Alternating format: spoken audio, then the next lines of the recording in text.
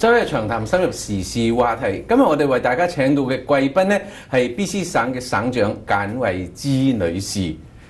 我哋今日請佢嚟同我哋傾下，唔係政策，唔係辯論，而係想了解下佢從政嘅心路歷程，同埋家庭事業兼顧嘅一啲心得。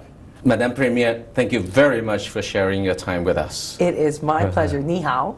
我很好，謝謝。Since the last election at 2013, there's been 2 years, and you have been the premier for 4 years.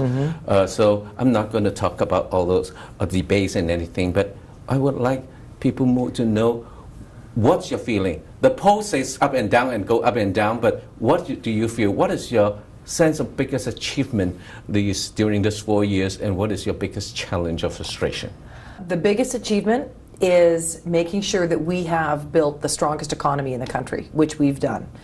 We, easier to get a job in British Columbia, we'll have more economic growth, more foreign investment, lower taxes than just about anywhere else, and balanced budgets. All of that is part of making people's lives better, and that's been hard. I would say the biggest challenge is that it's really hard, right? I mean, doing that, balancing a budget means that every day, every single day, you have to pay attention to every decision, the large ones, the small ones, and make sure that you can afford to do it. But here we are now, $1.7 billion surplus, lowest taxes in Canada, growing economy. All those times that we said no to more spending, we had a positive outcome, but it was hard. I read somewhere in the news that you have mentioned once that the first 2 years the premier was hell. Yes. Can you elaborate a little bit on how you overcome that? Well, remember, I was elected by my party to become the leader, and we hadn't had a general election. So for those first 2 years, our party was doing really badly in the polls. It was just after the HST, a whole number of things that had made people really upset. And everyone predicted we were going to lose the election. And so spending those 2 years trying to make sure that everybody believed we could win was an incredible challenge. It's kind of like, I think a lot of people will, in their own lives, can look back to a time where there was something nobody believed they could do. Maybe they said you're not going to be a good parent, or you're not going to be able to get that degree, or your business is never going to succeed, or whatever it is. And they've done it despite their critics. It's both makes it really hard to get it done, but when you succeed, it feels like the best thing in the world. You always like to surprise people. Not always. I mean, sometimes it's nice to just get it done and have it come easily. During the first 2 years, when we look at it, probably one of the biggest challenge that we can observe or we perceive is that many of your colleagues have decided not to run. Do you feel that sense of abandonment, or you felt that it's a clear house that you can create your own destiny? I think for a lot of them it was just their time to go. They'd been around a long time, and it's time for fresh eyes. We elected almost 50 people. Half of them were new, half of them were existing members. So that meant we got the experience, but we also got the fresh thought, the fresh eye. So take someone like Teresa Watt. She came in from the outside. She's been watching government for a long time, and so she was able to help us do things differently, while at the same time she can rely on some of her other colleagues who will support, who know the way we've always done things. And you need both, right? I think you need the yin and the yang. Yep. As a challenge is also a crisis, an opportunity in a crisis. Exactly. Yeah. So while you're mentioning about the Teresa Watt, do you have many what you call the rookie politicians or rookie ministers? The learning curve is like this. Yes. So how did you help them? How did you have that confidence that they can do that? Because there's really a big learning curve. Well, nobody gets appointed to cabinet unless they're really smart. So that makes it easier. They have basic quality. Yes, and they learn fast. I mean, you have to be able to learn fast. In Teresa's case, because she'd been a business executive, because she knows the Chinese community, she knows international trade. Like, it was easy for Teresa, I think, to find her way. But for other ministers, I always say to them, you know, if you're smart, that's a big help, but remember to follow your heart. Do what you feel is right all the time, and be authentic, be real about what you want to do, and that'll really help you make a difference and be better at your job. I think one of the problems that politicians face is that we come into this job and we say, what do people want us to be like? And we try and be the person we think people expect us to be. Mm-hmm. And I think what most voters want is to look at politicians and say, that person is being genuine and honest and being who they are. Great answer, because that leads directly to my next question. Because I also read that you have once said that, I hope when I retired from politics, people, rather than saying I'm a good politician, will say that I make a big difference. I hope that people will say that I did something that matters.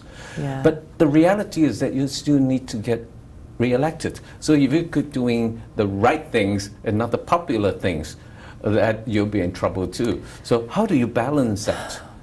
I think the right things are usually the popular things too. My view has always been, you know, some politicians think about and look at it and go, how do I win? And what do I need to do to win? And I think of it differently. I think, how do we make people's lives better? And because I believe that that is what you need to do to win an election.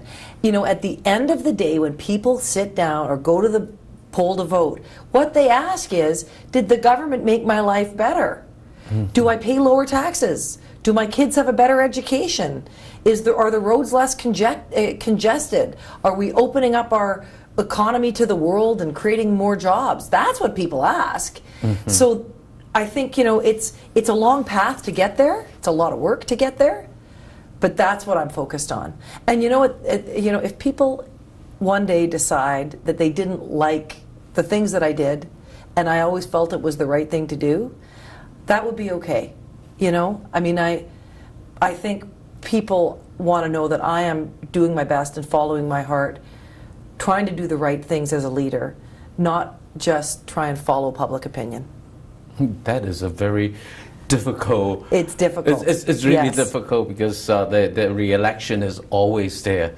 So that's why if we look at the immediate past federal elections, there's so many promises that came out, and you have run so many elections.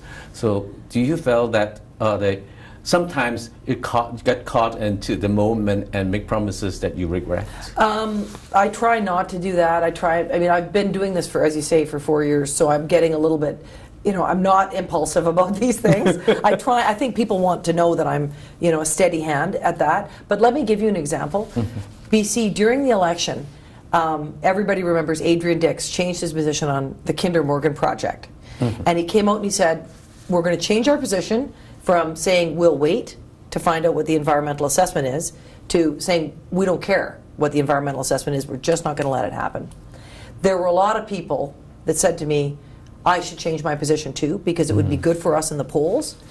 And I didn't even blink an eye about that, because for me, we had taken a clear position and it was something I believed in. And I didn't want to change my position to something I didn't believe in. How can I convincingly tell people I want to do something that I don't believe in? I think people see through that. They know. They know when politicians aren't speaking from their heart. Yeah, the smile will be different. That's right. It would be. Even the smile can be different. And so while we have a little touch on the policy, when you mentioned about modern, it just come to me that recently, during the last election, the many federal politicians has talked about the affordability of living in British Columbia, and you have made it clear that the real estate market, you will leave it to the market, and it's not about political intervention. Are you still holding to that thought? Well, I think that affordability is a real issue. I mean, we have to address affordability, especially in the Lower Mainland, Vancouver, Richmond. There are a lot of places, all over, but it's a big issue for people.